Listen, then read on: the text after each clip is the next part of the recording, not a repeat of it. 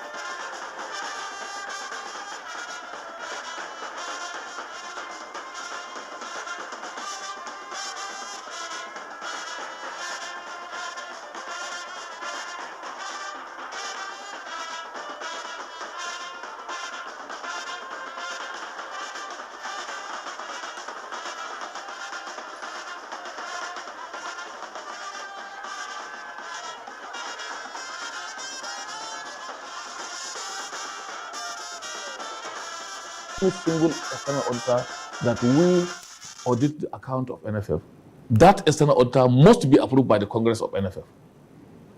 We have to present the name and their records to the Congress for them to approve and agree for us to appoint them as our external auditors. Now, it's a professional job. If now my total income coming from our sponsors is 2 billion naira, I can only tell you we have 2 billion naira. But to tell you how that 2 billion has been spent from naira to kobo is something that we have to go to the papers. Okay. I cannot say it offhand. And that is the job of the auditors. I can be an accountant, but I'm not a professional auditor. So they have their own professional training. And that's why if they go through the record, they can tell us this is wrong and this is right. And why did you do this? And you should adjust from this and be doing this. But as I have said, what people don't realize is that, for example, the FIFA funds. FIFA give every federation, their athlete member association, 211 of them, the same amount in whatever level. Either the support funds, that is for the administrative and other logistics, and then the people afford programs. They give the same amount. Nigeria, and even the small island that has not up to 500,000 people, they collect the same amount. But most people, what they don't understand is that when people send their annual support grant, it comes along with a template of what that money is going to be, must be used for. Sometimes they will say 20% for administrative activities, 10% for women football development, 2% for referees development, 2% for this, 2% for that. So if the auditors, FIFA auditors are coming, mind you, PwC are only auditing our own internal account. They don't account our FIFA funds. FIFA send their own auditors to come. Sometimes they come from Kenya. Sometimes they come from South Africa. They can come from anywhere. They can send them from anywhere in the world. And they are coming with that template. As long as you spend money out of what that money is being provided for, then you have your query. And then if they did not get the clear certified audit report from that those auditors, you are not going to get the next tranche of money. In fact, even if the auditors give you, the board has to look at it and give it the go-ahead before people will respond to it. If not, you will not get the next tranche of money to come to your country. So people don't realize that. And let me give you a background. You talk about debt. There's no any organization in the world, especially in our country, that you go there, they don't have debts, because government is continuous. We settle some debts, and we also incur some debts along the line. I'll give you an example. When we came in 2022, go and look at it. What was the rate of the dollar? And then suddenly in 2023, early 2023, around February, if I can remember, the exchange rate doubled from 700 and something to 1,400, 1,500, just suddenly. So, and for us in NFF, when I came in, all the companies that were having a relationship with them in terms of sponsorship, NFF have already signed a contract of 4-5 years with them. So you can imagine if you have a contract with a company giving you 500 million annually. Now in 2022, 500 million will give you maybe, let's say, $600,000 or $700,000. Suddenly in 2023, February, now that money turned to $200,000. And then 80% of the activities of NFF has to do with the foreign currency in the area of logistics, buying air tickets for our players coming from abroad, accommodating them, and other logistics when we go for matches. Then apart from that, you look at the travel sector. 4 years back, how much do you pay to come to Lagos, from Lagos to come to Abuja? It's about 30, 50, maximum 50,000 naira. Now, how much is it? I don't want to talk about it. Then, I might just start crying. then, how much do you pay to go to Ghana? How much do you pay now? And I'm still operating on the same trench of money. Because I have a signed contract of 4 years. We have a signed contract of 4 years. Therefore, that company will continue to give me that 500 million. So if I can be able to execute 2 matches with that 500 million in 2022, now I cannot even be able to execute 1 match. Because I just ask you a simple question. Coming from Lagos to here, how much do you pay? Talk less of going out of the country. And then, if I am paying $200 for a room for a national team in Morocco or in Cairo, It's more than that. $200. No, what I'm saying, $200, for example, in 2022, it will give you like 120,000 naira. Now, if I'm paying that 200,000, it's giving you 300 and something thousand. And I'm still running on the threshold of that 500 million. Borrow 300,000 naira. I need to pay back 380,000.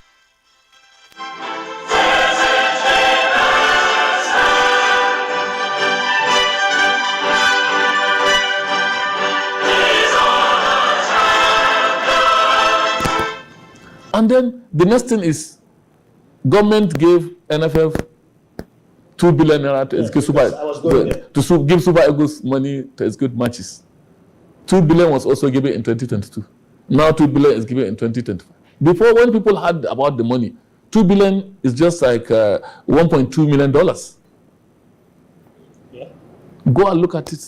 When you do simple calculation of their air ticket coming, don't forget Super Eagles, all the players use business class.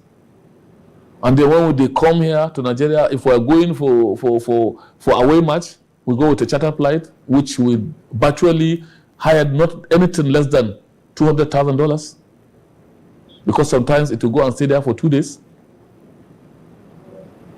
And then you look at the allowances of the players, their daily allowance, their match bonus, if they win an away match. So you will see that it's amounting to about $2 million just for 1 match, 1 single qualifier, home and away for the Super Eagles.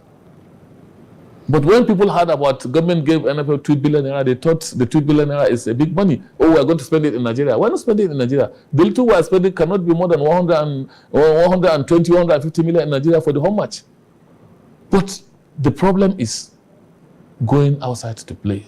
You are a journalist that move around to go and watch matches. Just recently now, we are going for a playoff. We are still battling on the price of the hotel. Because if I should tell Nigerians what I receive, everybody will shout. Everybody will shout. Eh? I think I have it in record. We are going for AFCON. Yeah. We are even going to stay in Fes, not in Casablanca, not in Rabat, not in Marrakesh. Where we call the big cities in Morocco, but in Fes. But Fes is like next to Rabat, so it won't be cheap. What I'm saying, we receive a message from the hotel that our team will stay in for AFCON. That, okay, CAF has already booked our national team to stay there for our group stage matches. And 34 rooms are being reserved for the team. Now the hotel is a hotel of 50 rooms. So please, will you be interested to privatize the hotel? What do they mean by that? If we can take the 16 rooms so that maybe an outsider will not come in. I will show you. I said, okay, if that should be the case, can you please talk to them? How much are we going to pay? When we finish, I will show you the email of their response. The response we received from them is that, yes, but the price of the room is $1,160 per night, full board, including lunch and dinner. $1,160 per night. So tell me now, if I come to tell Nigerians that I took an accommodation of a room for one night, 1.6 million. That is when you will hear that these NFF are thieves. Yes, as a man. So you understand. So people don't know that. These are things that are verifiable.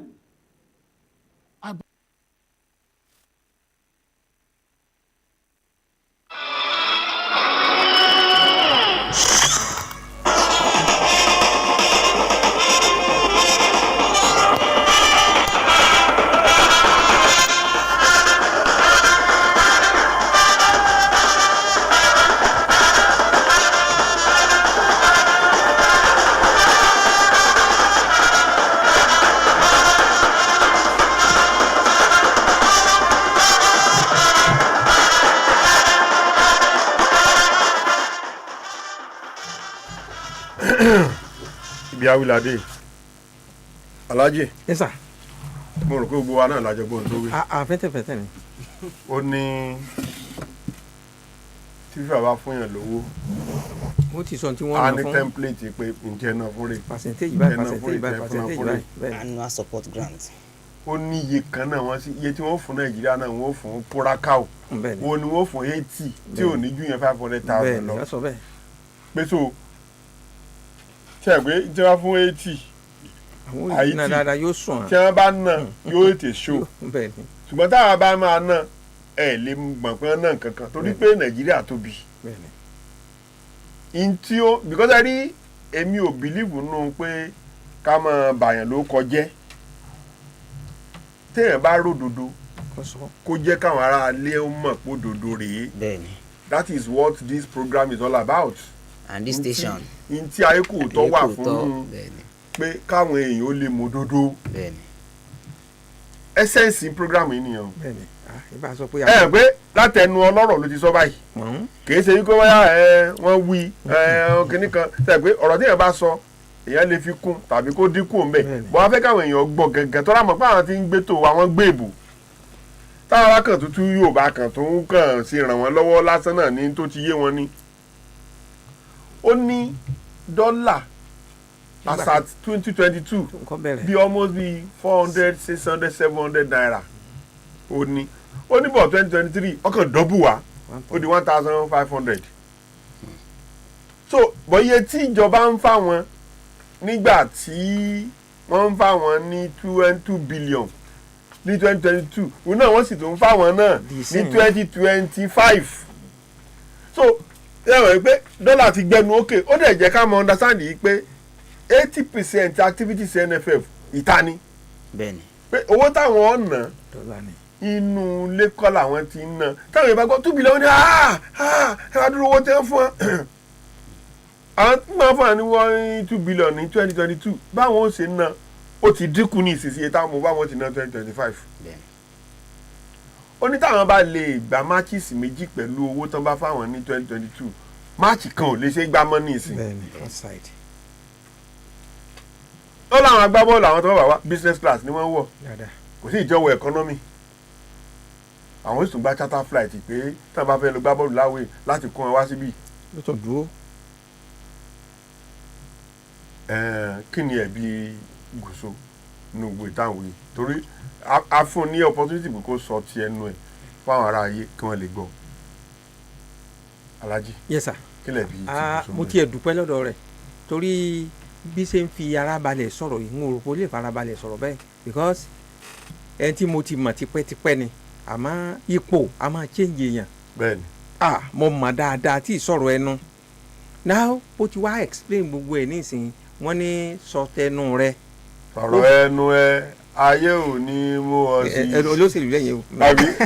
Àwọn èso olóṣèlú yà ó ti sọ ó sì ti yé gbogbo wa nísìnyí fẹ́ rí àwọn èèyàn pàápàá jùlọ ẹni tí ó bá débi irú nǹkan bá yẹn rí kò ní mọ bó ṣe rí bẹ́ẹ̀ ló ṣe rí o bẹ́ẹ̀ ló ti wí o ẹ rí i pé ńgbà bẹ̀rẹ̀ ètò yìí mo ní kókó lè gun yán sùkú lè gun ká sọ̀rọ̀ ká bá bẹ́ẹ̀ àṣírí ẹwà tiwa ní Ayekooto àti Alàgbàlógún sports yẹn mo sì kí dáadáa torí wọ́n ti kọ́kọ́ pè ní lower house pé kọ́ wá sí nǹkan kan ní ìsìn ó tún ti wá sọ wọn kàn lè ṣàdédé gba external auditor kankan you have pass through àwọn processes kan kì í ṣe pé just anybody torí pé FIFA ní àwọn auditors yẹn wá ó sì ti sọ àwọn countries yẹn ti wá bẹ́ẹ̀ náà làwọn àti àná tá à ń lọ sọ́hùn ṣẹ́rí FIFA lè jẹ wọ́n gbé gbogbo activities wọ́n monitor rẹ̀ káàkiri ni èyí tó sọ wípé torí ẹ rí i pé nísìnyí kò sí much fáwọn referees ní development program nísìnyí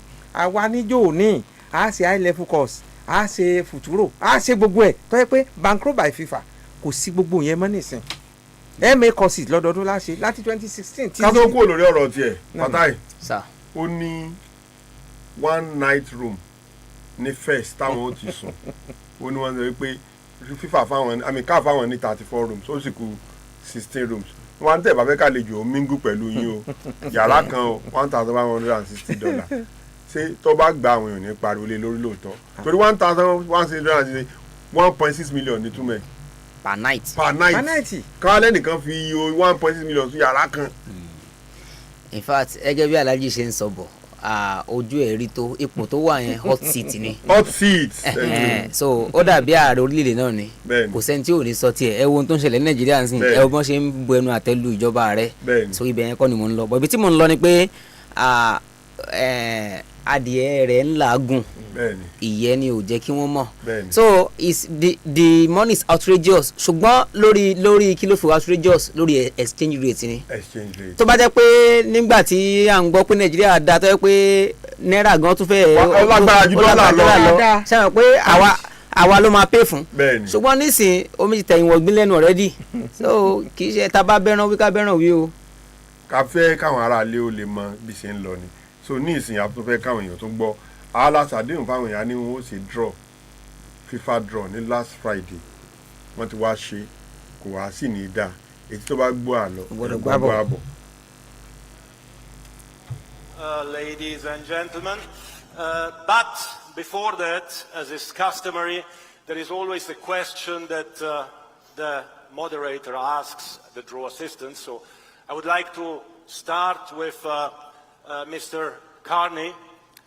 How big a deal is it to co-host the World Cup for Canada? Oh. Difficult question, I know, but... It is the biggest of deals, Gianni. You know, it's the #1 sport for Canadian boys and girls. 2/3 of the country watched the last World Cup. And we are partnered with the United States and Mexico, welcoming the world. There's more than 200 nationalities in Canada, more than 200 nationalities in FIFA. The top 48 are coming to North America. It is going to be the biggest deal ever. Fantastic. Thank you so much. Presidenta Sheinbaum, la Copa Mundial de la FIFA 2026 será el evento deportivo más grande de la historia y México hará historia al convertirse en el único país en albergar 3 ediciones del torneo. ¿Qué significado tiene esto para las y los mexicanos? Bueno, estamos orgullosos, orgullosas de recibir por tercera vez la Copa Mundial. México es un país extraordinario, bello, mágico y millones visitarán nuestra nación. Además, quiero decirles que tenemos un pueblo extraordinario, trabajador y algo especial. Nosotros disfrutamos del juego de pelota desde tiempos ancestrales. Fenomenal. Gracias. Mr. President, President Trump, next summer is historic for the United States in more than one way. What does it mean to you that the FIFA World Cup is actually taking place in the United States 250th birthday? Special. Well, for years, Johnny, they've thought soccer or football would be so big, so fast. And I remember, I shouldn't say this because it was a long time ago, but I remember watching Pelé play on a team called the Cosmos. Pelé, who is fantastic, as you know, I assume one of the greats. Oh, yes. And, Pelé. Let's applaud Pelé, please. One of the greatest. And he scored 3 goals that day. I said, that man can play. I was pretty young at that point, and who knew this was going to happen? But when you look at what has happened to football in the United States. It's, again, soccer in the United States. We seem to never call it that because we have a little bit of a conflict with another thing that's called football. But when you think about it, shouldn't it really be called? I mean, this is football. There's no question about it. We have to come up with another name for this. Yeah. It really doesn't make sense when you think about it. It's really football. But who would have thought it would have come to a level where you've set your all-time season ticket ratings? Nobody's ever sold as many tickets, and you're still a long way from that ball being kicked down the field. So I just want to congratulate you. What an incredible leap this has been, and congratulations to FIFA. Thank you. Thank you, President. Big round of applause, and the best is still to come, of course. So let's start with the draw. I will just show you. Ibi tá ti wá sílé nìyẹn. Àǹfààní tí a ní náà ni pé tẹ́ bá rọ́pọ̀lọpọ̀ ní gbogbo rédíò láti jọ Saturday torí jọ Friday ni wọ́n ṣe draw yẹn. Látọjọ́ Saturday ntẹ́kàn máa rí ni pé wọ́n ti ṣe draw Group A Mexico kìnìkan but ìta ń sọ fún yín ni pé Alagbalúgbú yìí ṣe just like any other sport program. Alagbalúgbú we dig deep láti yẹ kẹ́ mọ̀ kí ni ń ṣẹlẹ̀ kí ló ń lọ àti yẹ kẹ́ gbọ́ ẹni tó ń conduct àwọn president mẹ́tẹ̀ẹ̀ta ló wà ní lórí ìdúró, and that is the president of FIFA Gianni Infantino òun ló ń conduct kìíní yẹn, and wọ́n ní orí ọ̀fẹ́ wípé prime minister Canada ló kọ́ sọ̀rọ̀ McKenny òun ló kọ́ sọ̀rọ̀ ó ní football gbajúgbajà lọ́dọ̀ àwọn ọ̀dọ́ láìkì ẹ̀ àgbàlagbà láìkì ẹ̀, and àwọn dẹ̀fẹ̀ kó tó máa tún fẹjú sí torí pé ó láǹfààní tí ń ṣe fún eré ìdárayá àti economy. President Mexico Mrs. Claudia Sheinbaum Pardo òun ni ó sọ̀rọ̀ tẹ̀lé, ìyẹn ò gbọ́ òyìnbó pààyàn ní èdè tiwọn, so nítorí dẹ̀ sọ nígbà tí a gbé sí translatory something òun náà ni wípé àwọn ti gbàlejò World Cup lẹ́ẹ̀mejì òótọ́ dẹ̀ ni wọ́n ti gbàlejò ní 1970 wọ́n dẹ̀ tún gbàlejò ní 1986 Mexico wípé ní Mexico pé àwọn tó ń look forward pé káwọn tó ń gbà pé, and kò mí pé torí obìnrin ni o, pé kò mí pé torí pé òun jẹ́ obìnrin wípé òun náà like sports, òun náà dẹ̀ nínú òun dùn pé àwọn pẹ̀lú president prime minister Canada ní pé the best 48 countries ló ń bọ̀ out of 211 tó affiliate wọn FIFA, the best 48 ẹ̀rí nínú best 48 in Nigeria ò sí lára wọn.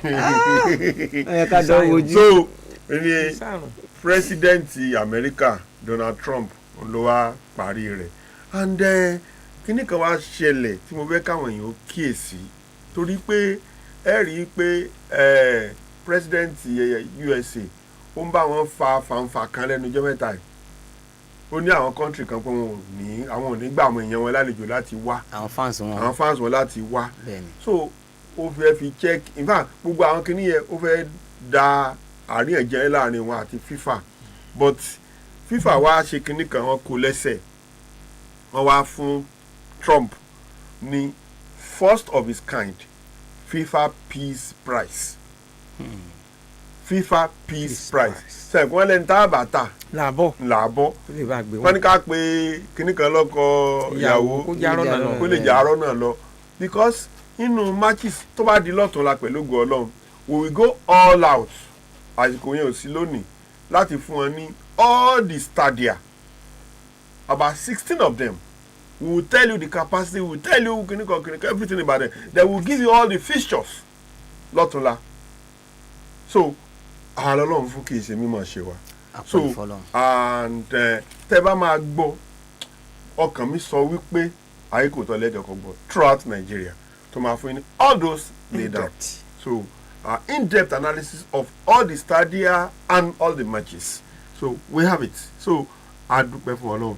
So wọ́n wá fún wọn ní wọ́n fún Trump ní first inaugural peace prize wọ́n fún òun náà ṣe mọ̀ yẹ pé ojú wọn lẹ́nu ò gbọ́dọ̀ jẹ́ kójú ọmọ tì ọ wá sọ kinní kan tí a gbọ́dọ̀ jẹ́ kí àwọn aráalé ó gbọ́ ọ wá ní àwọn tí sọ pé wípé kí wọ́n fún anybody wá jẹ́ fans tó bá ní ticket tó fẹ́ wá wò bọ̀ kọ́ fún wọn ní program kan tí wọ́n kọ̀ ní wọ́n pè ní US fast track visa program.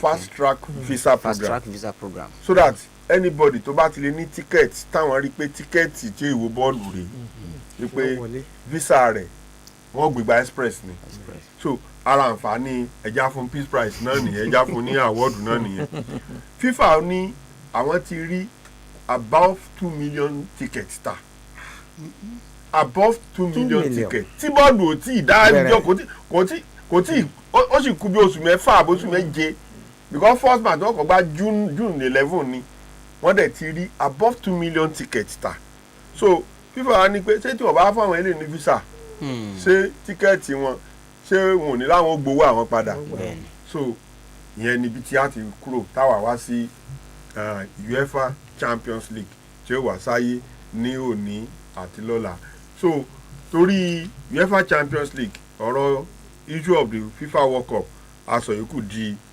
ọ̀túnla UEFA Champions League ní òní àti lọ́la àwọn matches tó máa wá sáyé lónìí àti lọ́la àwọn náà nìyí o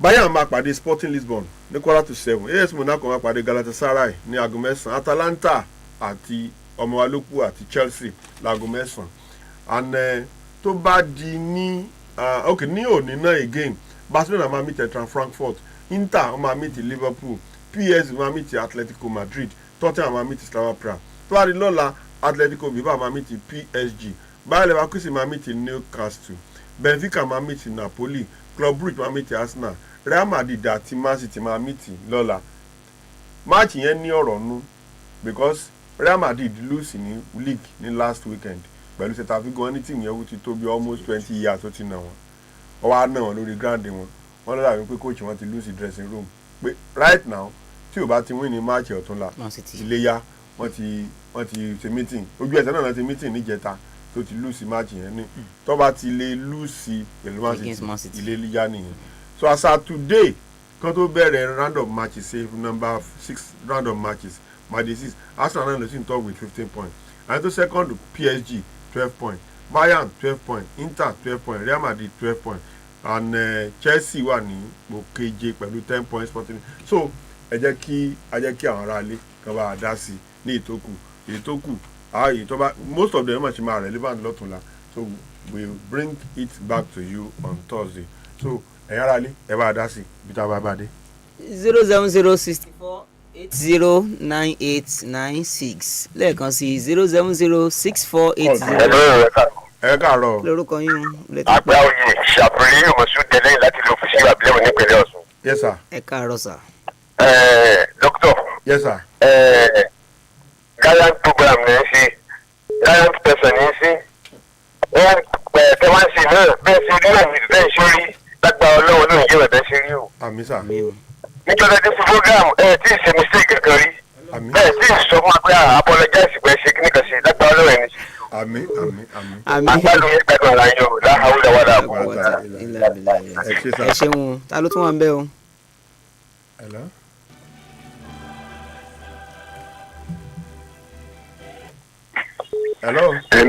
hello ẹ káàárọ̀. ẹ kú ètò àdúrà yín ọgbọ orí yín ò ní dàrú o ibi tí làkàrí náà ti ń wá ọlọ́run ní fọwọ́ bàjẹ́ kan o. àmín o. à ń gbádùn yín ọlọ́run jẹ́ kẹ́ náà gbádùn ara yín o. àmín o. ọjà aláàlá fún ẹ̀ka ní abẹ́lá. orúkọ yín. orúkọ mi ládé ní kí sàyídì láti rí. mo ti sọ ọ̀rọ̀ àwọn òkè rẹ̀ ṣe.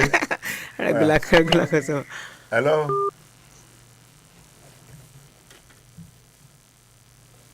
hello. ta ló tún wà ń bẹ̀ o orúkọ yín o.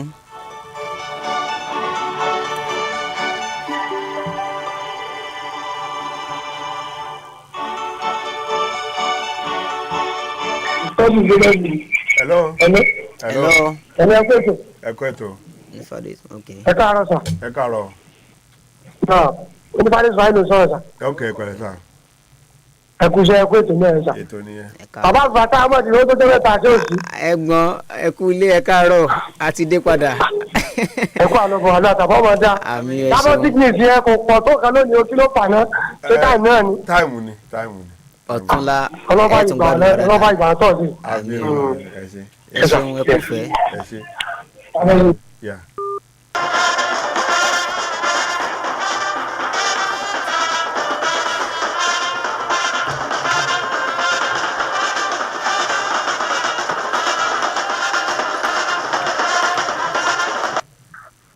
Hello. Hello. Hello, ẹ káàárọ̀ o. Orúkọ yín sà. Orúkọ yín. Nẹ́tíwọ̀kì ibẹ̀ yẹn ò dáa o. Mo ń dáná o. Orúkọ yín. Ó yá o. Wẹ̀sájì ní Ọláoyè, bàbá ọba Ọ̀fádìwò. Okay sir, all right sir. Èyí bí lẹ́bàá dá sí sir. Bí àgbọ̀ ọ̀rọ̀ Arsenal àgbàdo máa play wọn. Arsenal máa play lọ́la against the Club Bridge ní Belgium ní Champions League. Hello sir. Okay, ẹgbẹ́ ìsàlẹ̀ pé. Àti Club Bridge wọ́n lọ sí Belgium láti lọ meet ní Club Belgium. ní Belgium. Bẹ́ẹ̀ni. Ẹ ṣe. Yes sir. ẹ ṣeun sà ẹ kú fẹ́. Hello, last call eléyìí o. Kí á tó rí last call ẹ Alhaji ẹ máa dágbére fún àwọn ará. wọ́n ní kí ìlú ọ̀pọ̀ ṣókí náà ní ọbẹ̀ oge àti dàgbàrà àti dàgbòrò káwá padà sílé ní orúkọ atọ́kùn àti gbogbo ẹ̀yìn àtàkùnwátá adúpẹ́ pẹ̀ ń gbọ́ wa o àní fi èyí ṣe àṣemọ́ o ní ọ̀tún alágbára ọlọ́run àwa náà láwa náà láàbà ó dàbọ̀. Fatai dágbére fún àwọn ará ni. ẹ̀yin ará ilé lẹ́ẹ̀kan sí mo tún kí yín mo dúpẹ́ pẹ̀lú bí ẹ ṣe fìfẹ́ hàn nígbà tí ẹ rí mi lórí afẹ́fẹ́ ẹ ṣe ọlọ́run á nífẹ̀ẹ́ yín náà Fatai Tijani ló ń dágbére pé tó bá ti dọ̀tún la ká fìrè pàdé ó dàbọ̀. Orúkọ mi ò yí padà Abdulaziz Ọlátúndé náà ni pẹ̀lú ògo ti Ọlọ́run èmi àtẹ̀yìn àgbẹ̀pàdé láyọ̀ àtàlàfíà lọ́tùnla ó dàbọ̀.